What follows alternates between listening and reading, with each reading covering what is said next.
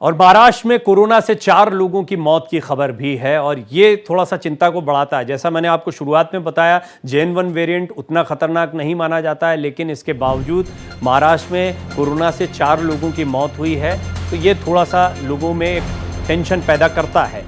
फिर भी जैसा मैं बार बार कह रहा हूँ, तमाम एक्सपर्ट्स ने कहा है, स्वास्थ्य विभाग ने कहा है, डरने की ज़रूरत नहीं है, सतर्कता निश्चित तौर पर बरतने की ज़रूरत है। यानी एक बार फिर वही प्रोटोकॉल, वही गाइडलाइंस जो आपको कोविड के समय अनुपालन करने के लिए कहा गया था, उसका पालन आपको करना चाहिए।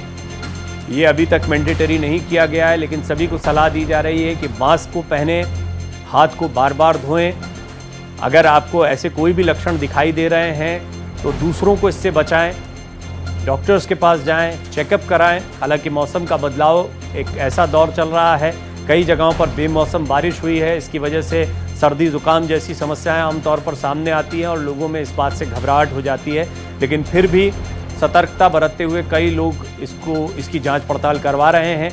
अभी तक 312 एक्टिव केसेस हैं कोरोना के देश भर में। केरल, तमिलनाडु, महाराष्ट्र सबसे आगे हैं। बेंगलुरु से लौटा दंपति भी कोरोना पॉजिटिव पाया गया है। गाजियाबाद में भी 4 मामले आए हैं। इंदौर में 2 मामले आए हैं। बेंगलुरु में 9 महीने का बच्चा इससे पॉजिटिव पाया गया है। केरल में 95 केसेस एक्टिव हैं। दिल्ली में 30 केसेस, अहमदाबाद में 20, हरियाणा में 5 केसेस। अस्पताल में कोरोना को लेकर अलर्ट जारी है। तमाम विभागों को इसके लिए तैयार किया गया है। ऑक्सीजन के प्लांट्स जो अभी पहले एक दौर में काफ़ी बनाए भी गए थे, खूब चल भी रहे थे, लेकिन एक बार फिर वो कितना ऑक्सीजन बना रहे हैं, ऑक्सीजन का स्टॉक कितना है, इन चीज़ों पर भी नज़र दौड़ाई जा रही है। इसी तरीके से अस्पतालों में अलग से वार्ड्स की व्यवस्था कोविड पेशेंट के लिए की जा रही। ये अलग अलग राज्यों की आप तस्वीर देख रहे हैं और हालांकि ये 14 जगहों की तस्वीरें हैं, लेकिन देश भर में कई जगहों पर इस तरह के मामले सामने आ रहे हैं। जो नोटिस हुए हैं, जो रिपोर्ट हुए हैं, जिनकी पुष्टि हो गई है, वो मामले दिल्ली, महाराष्ट्र, गुजरात, केरल, यूपी, मध्य प्रदेश, हरियाणा, राजस्थान, तमिलनाडु, पुडुचेरी, पश्चिम बंगाल, सिक्किम, कर्नाटक से आए हैं। तो कोरोना लौट रहा है, परेशान नहीं होना है, लेकिन सावधान भी रहना है। ये एक ऐसी बीमारी है, एक ऐसा संक्रमण है जिसको पूरी दुनिया ने झेला है और कई लोगों ने अपनों को खोया है। किसी भी महामारी के समय डर सबसे ज्यादा लोगों की जान लेता है और इसीलिए कहा जाता है कि आपको डरने से ज्यादा सावधानी पर ध्यान देना है। और कुछ और बातें आपको यहां पर मैं बताता हूं। कोरोना पर दिल्ली सरकार की एडवाइजरी जारी हुई है। ऑक्सीजन स्टॉक चेक करें, बेड्स की उपलब्धता सुनिश्चित करें, वेंटिलेटर जैसी मशीनें एक्टिव रखें, दवाइयों, वैक्सीन का स्टॉक तैयार रखें। तो वैक्सीन को लेकर बहुत सारे सवाल आ रहे हैं। आज मैंने एक्सपर्ट से बात की थी। एक्सपर्ट्स ने स्पष्ट तौर पर कहा है कि बूस्टर डोज कुछ लोग ले सकते हैं और जिन्होंने वैक्सीन लिया है उनकी इम्यूनिटी कुछ हद तक इसके मामले में, लेकिन ये नया वेरिएंट होता है। अब अगर अलग अलग जगहों के केसेस की बात करें तो महाराष्ट्र में 210 केसेस हैं। एक्टिव जो हैं वो मरीज केरल में 183 इस समय पाए जा, मुंबई में 183 या महाराष्ट्र में, और केरल की बात करें तो 95 केसेस एक्टिव हैं। इसी तरह गुजरात की बात करें तो 33 केस यहाँ पर एक्टिव हैं। तो इस मामले में अभी केरल में सबसे ज़्यादा केसेस हैं। दिल्ली में 30 केसेस हैं। मध्य प्रदेश में भी इसी तरह 2 केस सामने आए हैं और हरियाणा में 5 केसेस हैं जो एक्टिव हैं। वहीं दिल्ली NCR में ही गाजियाबाद में 4 केसेस एक्टिव फिलहाल पाए गए हैं। तो ये स्थिति है अलग अलग राज्यों की। इन राज्यों में कितने एक्टिव केसेस हैं वो भी हम आपको बता रहे हैं। देखिए, तादाद जो है ये बहुत तेज़ी से बढ़ती है। मुझे बहुत अच्छे से याद है जब साल 2020 में ख़ास तौर पर दस्तक हुई थी। हालांकि हम इसको 2019 कोविड-19 के नाम से जानते हैं, लेकिन भारत में इसकी जो दस्तक हुई या इसका जो बहुत संक्रमण का प्रसार देखने को मिला वो 2020 से देखने को मिला था। और उसके बाद फिर जब मार्च में लॉकडाउन लगा था और एकदम से एक नए हालात पैदा हो गए थे जिनसे भारतीय क्या दुनिया के कोई लोग परिचित नहीं थे। लॉकडाउन की ये व्यवस्था पूरी दुनिया में फिर देखी गई, यानी कोई घरों से बाहर ना निकले। हमने ये देखा था कि ट्रैवल को लेकर कितनी एडवाइजरी जारी हुई। सर्टिफिकेशंस की कितनी ज़रूरत लगने लगी, मास्क को लेकर क्या हुआ, मार्केट्स में सब्जियां लेने के लिए या राशन के लिए किस तरीके की मारामारी देखने को मिली। इस तरह का पैनिक जो है वो हम काफ़ी देख चुके हैं, यानी हम इन चीज़ों को लेकर अब तैयार हैं। हम जानते हैं कि हालात से निपटने के लिए सतर्कता बहुत ज़्यादा ज़रूरी है। बाद में हमने देखा था सेकेंड वेव के बाद में ज़िंदगी को सामान्य करना भी ज़रूरी होता है, और लिहाजा यही वजह रही कि हमने सामान्य तौर पर ज़िंदगी को पटरी पर लाने के साथ साथ कोरोना को हराया।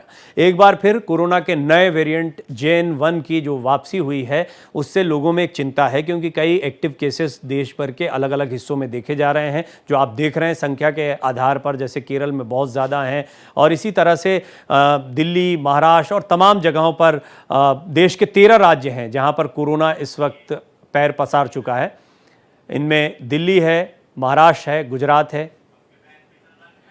और ये आपको मैं अगर यदि इस मैप के ज़रिए बताऊं तो आप देख सकते हैं कि सबसे ज़्यादा जो आप दिल्ली NCR में आप हैं, और महाराष्ट्र में दूसरे नंबर पर आप केसेस देख रहे हैं। केरल में सबसे ज़्यादा केसेस हैं, हालांकि अलग अलग स्टेट के वाइज ये नंबरिंग की गई है। तो ये अभी फ़िलहाल आपके सामने 12 राज्य हैं जहाँ पर, या 13 राज्य हैं कर्नाटक को मिला ले तो, जिनमें एक्टिव केसेस चल रहे हैं। दिल्ली NCR में आज एडवाइजरी जारी कर दी गई है, अस्पतालों को मुस्तैद रहने के लिए कह दिया गया है। इसकी वजह यह है कि हम जानते हैं बीमारी तो खतरनाक होती है, लेकिन उससे ज़्यादा बड़ी समस्या ये हो जाती है कि हम उसको लेकर कितने तैयार हैं। यानी वेंटिलेटर्स की व्यवस्था, अस्पतालों की व्यवस्था क्या है, ऑक्सीजन की कमी तो नहीं हो रही है। पैनिक सिचुएशन हमेशा ऐसे हालात में परेशानी पैदा करती है। लिहाजा देश के लगभग किसी भी हिस्से को आप ले लें, इन सारे हिस्सों के साथ साथ में आप जानते हैं कि उत्तर प्रदेश में भी इस समय पर अलर्ट जारी किया गया है। उत्तर प्रदेश में हालांकि बहुत कम मामले देखे गए हैं, लेकिन महाराष्ट्र, केरल, ये वो जगह हैं जहां ख़ास तौर पर बहुत ज़्यादा तेज़ी से मामलों में इजाफा हुआ है। मध्य प्रदेश में कुछ मामले हैं, लेकिन ऐसा लगता है कि इन क्षेत्रों में, और इनकी वजह भी ये है, अभी आपने देखा हाल में जो तूफ़ान आया है वो लगभग ये गोवा के आसपास से उठा, जिसके बाद बारिश की वजह से महाराष्ट्र का बहुत बड़ा क्षेत्र प्रभावित हुआ। गोवा और दक्षिण के कई राज्यों में मॉनसून की आमद बहुत जल्दी होनी है, लिहाजा यहाँ पर ये मामले देखने को मिल रहे हैं। लेकिन इससे अछूता पश्चिम बंगाल भी नहीं है, दिल्ली NCR का इलाका भी नहीं है, गाज़ियाबाद में भी कई मामले एक्टिव देखे जा रहे हैं। कुल मिलाकर पूरे देश में अभी ये मामले देखे जा रहे हैं। और मुझे बहुत अच्छे से याद है कि जब हम बात करते हैं कोरोना की, तो इसी अंदाज में 2020 में कुछ एक मामलों से शुरुआत हुई थी। मैं खुद दिल्ली NCR का निवासी हूं, तो यहाँ पर देखा कि शुरुआत में कुछ कम मामले आए, लेकिन अचानक से देखते ही देखते मामलों में बहुत तेज़ी से बढ़ोतरी हो गई। थोड़ा सा इसके बारे में जानकारी जो अभी तक आई है, वेरिएंट JN1 मैं लगातार आपको बता रहा हूँ, ओमिक्रॉन का ये वेरिएंट है और LF7 JN1 का सब वेरिएंट है। इन वेरिएंट्स को हम समझें तो दरअसल कोरोना के जो वेरिएंट्स हैं वो अलग अलग लगातार अपनी स्थिति को ये बदलता रहा कोविड-19 के बाद से ही, और पहले ये जितना खतरनाक था अब ये उतना खतरनाक नहीं रहा है। और ये जो नए वेरिएंट्स हैं इनके सिम्टम्स लगभग वैसे ही होते हैं जैसे कि आपकी खुशबू लेने की क्षमता चली जाती है, टेस्ट चला जाता है आपकी ज़बान का, और ये सारी चीज़ें जो हैं अभी भी कई जगहों पर सिम्टम्स वैसे ही देखने को मिल रहे हैं। लेकिन लंग्स पर जो असर होता है वो वैसा नहीं होता है जैसा कि शुरुआती दौर में कोरोना वायरस का हुआ था। इस वायरस के नए वेरिएंट की अगर बात करें तो ये सर से लेकर गले तक ज़्यादा असर कर रहा है। लेकिन बाकी के सिम्टम्स की बात करें तो बुखार जो है वो इसका एक, अगर आपको ये सिम्टम्स आ रहे हैं कि बुखार है, खांसी है, गले में खराश है, सिर दर्द है, थकान है, मसल्स पेन है, लेकिन ये भी बात सही है कि आप कहेंगे सामान्य तौर पर भी मौसम के बदलाव के साथ ये सारी चीज़ें महसूस होती हैं, और ये हो रहा है। बड़ी तादाद में लोग जा रहे हैं, जांच पड़ताल करवा रहे हैं। हमारे सहयोगियों ने दिल्ली के कई अस्पतालों का जायज़ा लिया। जब इन अस्पतालों में हम गए तो हमने देखा कि बहुत सारे लोग इसी जांच के लिए आ रहे हैं, क्योंकि एकदम से डर बैठ जाता है। कोरोना नाम इतना ख़तरनाक हो गया कि किसी को भी इस तरह के कोई सिम्टम्स होते हैं तो वो परेशान हो जाता है। ख़ास तौर पर देखिए, ये वो समय होता है जब बच्चों को लेकर बड़ी चिंता होती है।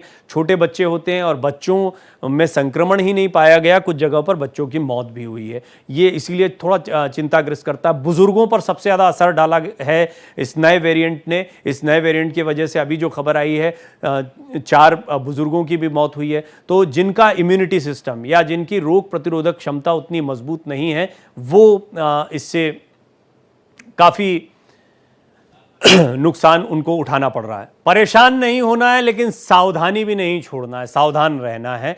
कोरोना के नए वेरिएंट की दस्तक के बाद में पूरे देश में बहुत तेज़ी से कोरोना के मामले बढ़े हैं। अब ये नया वेरिएंट है JN1, उतना ख़तरनाक नहीं है जितना पहले रह चुका है।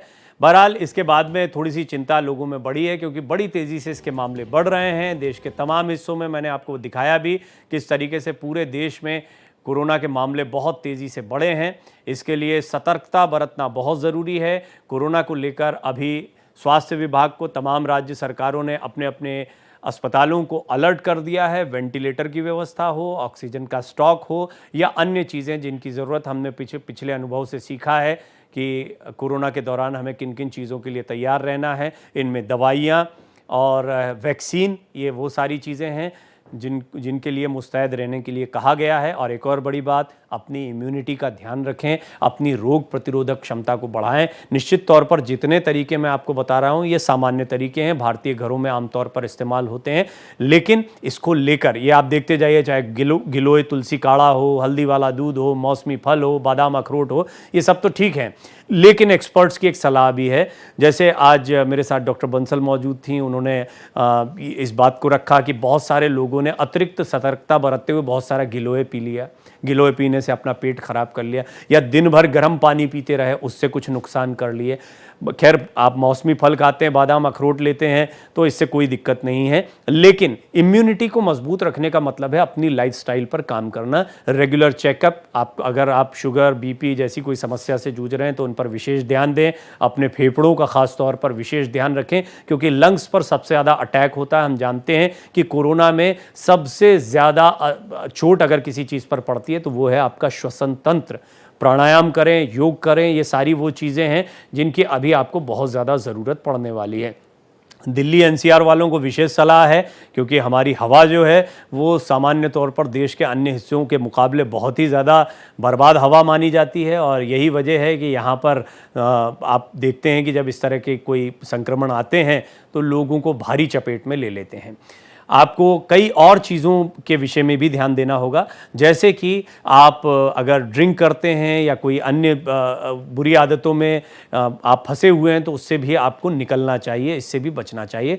कोविड वेरिएंट्स की बात, JN1 की बात करें तो ये इफ़ेक्टिव वैक्सीन्स, जिसमें फाइज़र बायोएनटेक है, mRNA वैक्सीन है, मॉडर्ना वैक्सीन है, mRNA वैक्सीन के कोवोवैक्स है, XBB 1.5 है। प्रोटीन सब यूनिट की बात करें तो वैक्सीन नोवावैक्स वैक्सीन, प्रोटीन आधारित जेपोमेरिन, कोस्टाइव, सेल्फ एम्पलीफाइंग, ये कुछ वो वैक्सीन्स हैं जिनके बारे में आपको डॉक्टर बेहतर बताएंगे, लेकिन जो जानकारियां अभी एकत्रित हुई, हमने कोशिश करी है कि शो में सारी चीज़ें आपके सामने रखें। तो वो वैक्सीन्स हैं जो काफ़ी इफ़ेक्टिव हैं इस पर। हालांकि वैक्सीन्स को लेकर आपके मन में बहुत सारे सवाल आते होंगे। अब काफ़ी कुछ हम सीख चुके हैं, काफ़ी कुछ जान चुके हैं, बहुत सारा रिसर्च WHO के पास गया, बहुत सारा रिसर्च जो है अब मेडिकल साइंस के पास मौजूद है।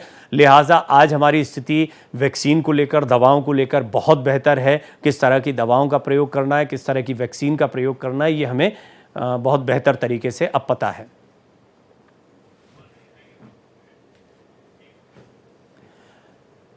अब कुछ और चीज़ें आपको दिखाते हैं। देखिए, आमतौर पर आप इससे बहुत ज़्यादा वाकिफ़ हैं, लेकिन फिर भी एक बार फिर याद करना ज़रूरी है कि छींकने से, खांसने से, और खांसने का तरीका, जैसे मुझे याद है कि अभी जब हमारे साथ एक्सपर्ट मौजूद थे तो आमतौर पर जब आप हाथ रख के खांसते हैं तो किस तरीके से ये कोरोना स्प्रेड होता है, या इस तरह से हाथ लेते हैं तो किसी से हाथ मिलाने के बाद, या फिर आप अपने चेहरे को हाथ लगाते हैं, या फिर आप अगर खांसने के बाद में अपने हाथ में आपके वो वायरस है और आप किसी चीज़ को छूते हैं, चाहे वो कोई पोल है, कोई दरवाजे का लॉक है, और या नल का टैब ही क्यों ना है, और इसको कोई और छूता है तो फिर वो दिक्कत होती है। इसीलिए सबसे पहली चीज़ है, अपने इन हाथों के बारे में बहुत सोचें।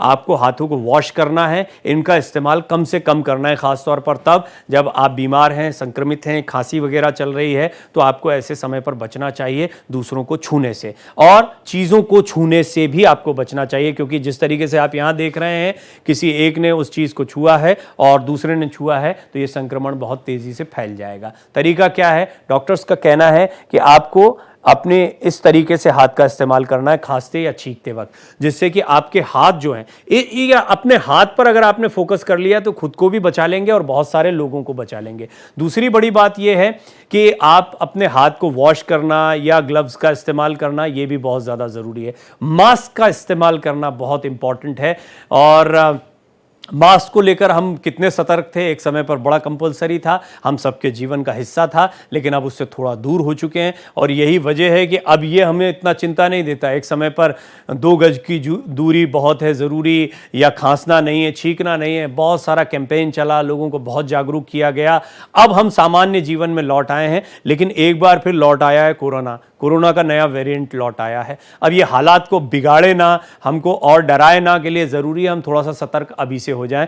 ये इस समय मौसम चल रहा है, उम्मीद तो यही करते हैं कि संक्रमण पर हम जल्दी कंट्रोल कर लेंगे, लेकिन जिस तेज़ी से इसके मामले बढ़े हैं, एक के बाद एक बहुत बड़ी तादाद में लोग या मरीज़ इसके सामने आए हैं, कुछ मौतें भी हुई हैं, उसने चिंता को बढ़ाया है। ऐसे में सामान्य तौर पर हमें इन चीज़ों के बारे में फिर से एक बार सतर्क होने की ज़रूरत है, जो यहाँ पर ग्राफिकली आपको या एनिमेशन के जरिए हम समझाने की कोशिश कर रहे हैं कि ये जो छींकना, खांसना या वायरस का प्रसार करना है, ये एक सबसे बड़ी चुनौती होती है। इस पर लगाम लगा लीजिए, आप खुद को भी बचा लेंगे, बहुत सारे लोगों को आप बचा लेंगे। डरिए मत, लेकिन सावधान भी रहिए, अपनी इम्यूनिटी पर बहुत काम करिए, अपना बहुत ध्यान रखिए, आराम करिए। डॉक्टर्स की ये भी सलाह है कि आपको पूरी नींद लेनी चाहिए, आपको अच्छा खाना खाना चाहिए, बुरी आदतों से बचना चाहिए, टहलना, घूमना, शरीर का ध्यान रखना, ये वो चीज़ें हैं जो डायरेक्ट आपकी किसी बीमारी से नहीं जुड़ी होती हैं, लेकिन आपके इम्यूनिटी सिस्टम से, आपके इम्यून सिस्टम से, या रोग प्रतिरोधक क्षमता, बीमारियों से लड़ने की आपकी जो क्षमता है, उससे सीधे सीधे जुड़ी होती है। इसलिए अपने शरीर की इस क्षमता को विकसित करते रहें, इसको बेहतर करते रहें। आप सब अपना खूब खूब ध्यान रखें। इस खास पेशकश में फ़िलहाल इतना ही।